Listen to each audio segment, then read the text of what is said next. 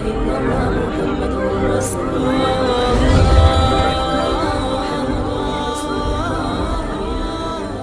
दोस्तों, आज की इस वीडियो में हम आपको एक लड़की की शादी की पहली रात का सच्चा वाकया बताने वाले हैं।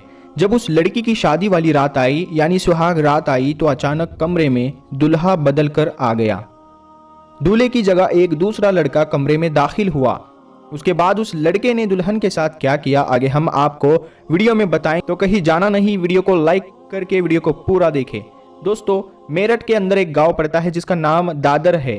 आज से 4 साल पहले दादर में रहने वाली लड़की का रिश्ता बिजनौर में रहने वाले लड़के के साथ तय हो जाता है, जो आर्मी अफसर होता है, और दादर की जो लड़की होती है वो एक सरपंच की बेटी होती है। दोनों का रिश्ता तय हो जाता है और कुछ दिनों बाद दोनों की शादी भी हो जाती है। बेटी की शादी में सरपंच जी यानी प्रधान जी खूब खर्चा करते हैं। इसके बाद वो लड़की विदा होकर अपने ससुराल आ जाती है। शादी की पहली रात लड़की सज संवर कर दुल्हन के कमरे में बैठी होती है, लेकिन जो दूल्हा होता है, जो आर्मी अफसर होता है, वो दुल्हन के कमरे में नहीं जाता, बल्कि उसकी जगह एक दूसरा लड़का जो एक पैर से अपाहिज होता है, जो एक पैर से लंगड़ा होता है, वो लड़खड़ाता हुआ दुल्हन के कमरे में दाखिल होता है। जैसे ही वो अपाहिज लड़का कमरे में दाखिल हुआ तो उसको देखकर दुल्हन एकदम से हैरान हो जाती है, क्योंकि वो लड़की समझ जाती है कि ये लड़का तो मेरा शौहर नहीं है, मेरा निकाह तो इसके साथ नहीं हुआ था। ये देखकर वो लड़की चौंक जाती है। इतने में वो अपाहिज लड़का दरवाजा बंद करके कुंडी लगा देता है। ये देखकर तो दुल्हन एक बार तो बहुत डर जाती है, मगर फिर हिम्मत करके वो खड़ी हो जाती है, कमरे में इधर उधर देखने लगती है। इतने में उसको वहां पर एक खंजर नजर आता है। वो उसको हाथ में लेकर उस लड़के से बोलती है कि खबरदार, अगर मेरे पास आने की कोशिश की, तुम जहां हो वहां खड़े रहना। अगर तुमने मेरी तरफ एक कदम भी बढ़ाने की कोशिश की तो इस खंजर से मैं खुद को मार लूंगी या मैं तुम्हारा कत्ल कर दूंगी। ये देखकर लड़का वहीं पर खड़ा रहता है। अब वो लड़की अपने हाथ में उस खंजर को लिए हुए ऐसे ही गुजार देती है और वो अपाहिज लड़का पूरी रात उस लड़की के पास नहीं जा पाता। उसके बाद सुबह होती है, लड़की दरवाजे की कुंडी खोलती है और सीधे बाथरूम में चली जाती है और वहां जाकर अपने बाप को फोन लगाती है और रोने लगती है और कहती है कि अब्बू, हमारे साथ बहुत गलत हो गया, इन लोगों ने हमारे साथ बहुत बड़ा धोखा किया है। रात को एक दूसरे लड़के को इन्होंने मेरे कमरे में भेज दिया। यह सुनकर लड़की के बाप को बहुत ज्यादा गुस्सा आया और वो पूछने लगा, बेटी कहीं तुमने इज्जत को दाग तो नहीं लगने दिया है? तो बेटी बोली, नहीं अब्बू, मैं पूरी रात अपनी इज्जत की रखवाली खुद करती रही, अपनी जान हथेली पर रखकर उसको अपने पास नहीं आने दिया। लड़की का बाप कहता है कि बेटी मुझे तुम पर नाज है, तुम चिंता मत करो, मैं अभी आता हूँ। और हाँ, तुम वहां पर किसी को इस बात के बारे में मत बताना, चुपचाप वहां पर बैठे रहना। उसके बाद वापस वो लड़की अपने कमरे में आकर बैठ गई। थोड़ी देर बाद लड़की का बाप अचानक लड़के वालों के घर बिजनौर पहुंच जाता है। उसको देखकर लड़के वाले बहुत ज्यादा हैरान होते हैं और पूछने लगते हैं कि सरपंच जी, आपका अचानक आना कैसे हो गया?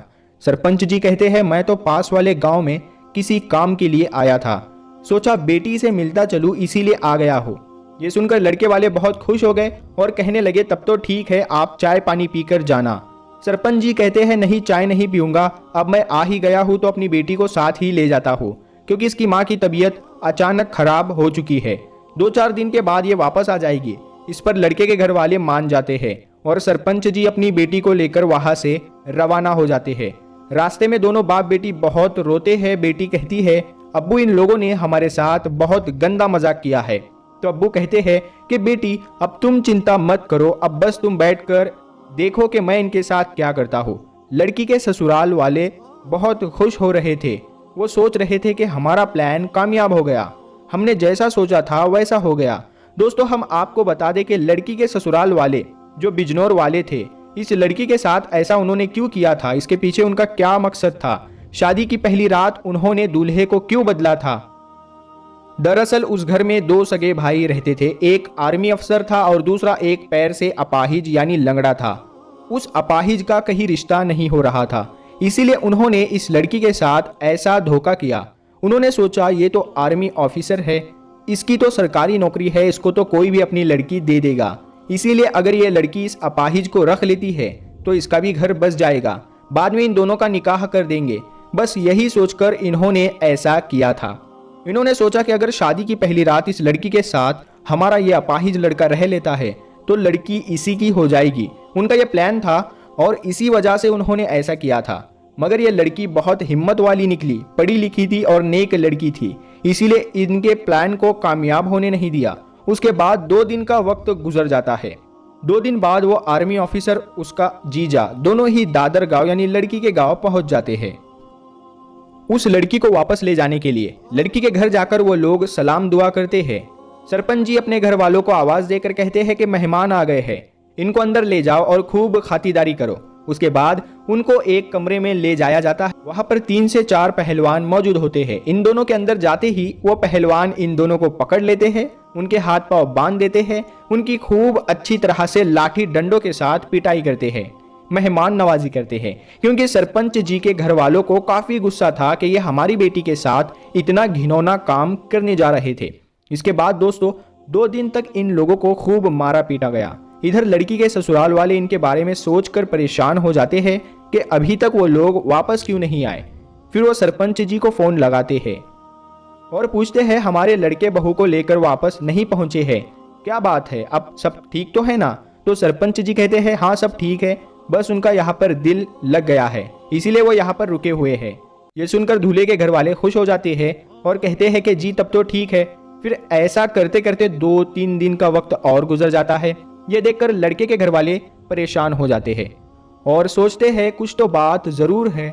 बस यही सोचकर वो अपाहिज लड़का और उसका बाप भी दादर में लड़की को लेने पहुंच जाते हैं। फिर उनको भी घर के अंदर उसी कमरे में ले जाया जाता है जिसमें उन दोनों को बांध कर रखा गया था। अंदर ले जाकर इनकी भी मेहमान नवाजी की जाती है, यानी इनकी भी खूब पिटाई की जाती है। फिर वापस लड़के के घर वाले फोन लगाते हैं और पूछते हैं कि भाई साहब क्या बात है, जो भी यहाँ से जा रहा है वो वापस क्यों नहीं आ रहा है? फिर सरपंच जी ने उनको सारी बात बताई और कहने लगे आपने हमारे साथ इतना बड़ा धोखा क्यों किया, आपने हमारी बेटी के साथ इतनी गंदी हरकत क्यों की? ये सुनकर लड़के के घर वाले गिड़गिड़ाने लगे और कहने लगे कि हमें माफ कर दो। सरपंच जी ने कहा कि ठीक है, हम आपको माफ कर देंगे, पर आपको हमारे घर आना होगा वैसे ही जैसा आप बारात लेकर आए थे, और किसी भी रिश्तेदार को कुछ मत बताना, और हाँ तुम्हारे खास लोगों को और रिश्तेदारों को साथ में जरूर लाना, और जो सामान हमने आपको दहेज में दिया था वो भी आपको पूरा का पूरा वापस लाना है। उसके बाद दूल्हे वाले उसी तरह वापस गए जिस तरह से वो बारात लेकर गए थे। उनका सारा सामान यानी दहेज भी साथ ले आए। सरपंच जी के रिश्तेदारों में उन लोगों के खिलाफ बहुत गुस्सा था, इसीलिए वो उनको मारना और पीटना चाहते थे, मगर सरपंच जी समझदार थे। उन्होंने उन लोगों को रोक दिया और कहने लगे इसमें इन लोगों की कोई गलती नहीं है, ये तो बस रिश्तेदार है और गांव वाले हैं। उसके बाद सरपंच जी ने उन गांव वालों को और उनके रिश्तेदारों को सारी बात बताई, सारी सच्चाई बताई, कि उनको बताया कि ये लोग किस तरह से हमारी बेटी की जिंदगी खराब करने जा रहे थे। ये सुनकर उन लोगों को बहुत ज्यादा गुस्सा आया और उन लोगों ने भी उन्हें खूब खरी खोटी सुना दी और समाज से बेदखल कर दिया, उनका हुक्का पानी बंद कर दिया। दोस्तों उसके बाद सरपंच ने पुलिस को फोन किया और तीनों को यानी बाप को, आर्मी अफसर को और उस अपाहिज लड़के को पुलिस के हवाले कर दिया।